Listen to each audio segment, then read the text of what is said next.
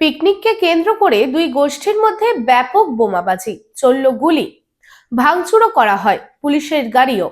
ঘটনাটি ঘটেছে রবিবার রাত্রে কলকাতার গোল পার্ক এলাকায়।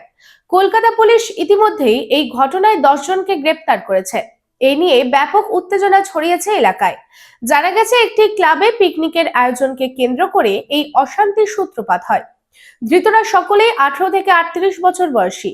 ধৃতদের মধ্যে 5 জন রবীন্দ্র সরোবর ও 5 জন কসবা থানা এলাকার বাসিন্দা।